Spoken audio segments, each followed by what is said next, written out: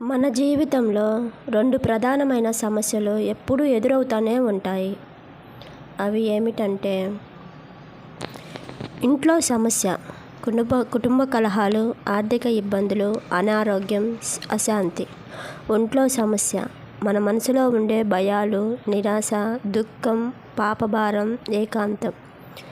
దేవుని వాక్యం మనకు ఏం చెబుతుందంటే, శాంతి ఇచ్చువాడైన క్రీస్తు మీ హృదయాలలో రాజ్యము చేయనిమ్ము.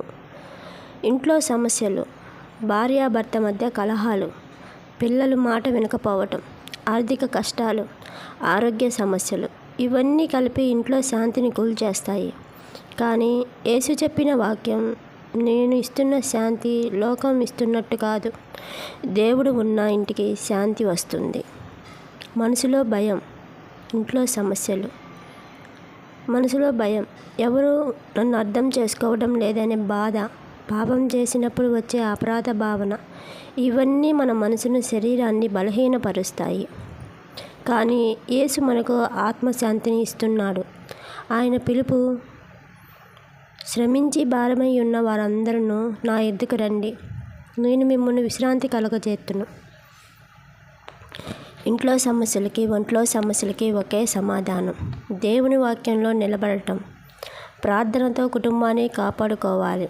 క్షమించండి, ప్రేమించండి, సహించుకోవడం నేర్చుకోవాలి. దేవునిపై విశ్వాసం ఉంచిన వారికి ఏ సమస్య పెద్దది కాదు. ప్రియమైన వారులారా, మన ఇంటిలో ఉన్న సమస్యలన్నీ, మన ఒంటిలో ఉన్న సమస్యలన్నీ యేసు పరిష్కరించగలడు. ఆయన మన ఇళ్లలో శాంతి రాజ్యాన్ని, మన మనసులో విశ్రాంతిని నింపుతాడు. ఇంటి సమస్య, ఒంటి సమస్య కానీ యేసు ఉన్న చోట సమస్యలకు పరిష్కారం ఉంటుంది. ప్రియమైన సహోదరులారా, ఈరోజు మనమందరం ఒక ముఖ్యమైన అంశం గురించి ధ్యానించబోతున్నాం. అదే ఇంట్లో సమస్య, ఒంట్లో సమస్య. మన జీవితం అంతా సమస్యలు నిండిపోయి ఉంటుంది. ఇంటి వాతావరణం సుఖంగా లేకపోతే మన హృదయం భారంగా మారుతుంది. మన లోపల శాంతి లేకపోతే మన చుట్టూ ఉన్న శాంతి కూడా కోల్పోతుంది. దేవుని వాక్యం చెబుతుంది, యెహోవా శాంతి ఇచ్చువాడు.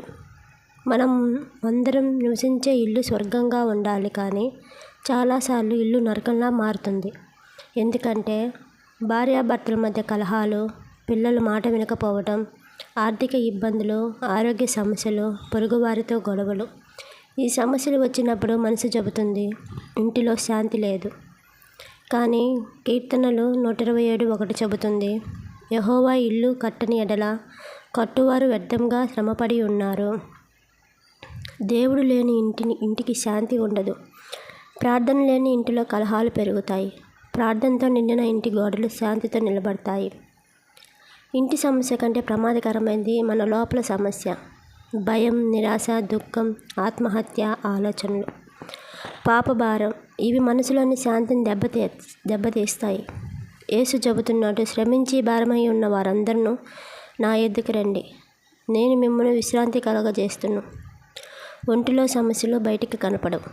ముఖంపై చిరునవ్వు పెట్టుకున్నా మనసులో కన్నీళ్లు పారుతుంటాయి.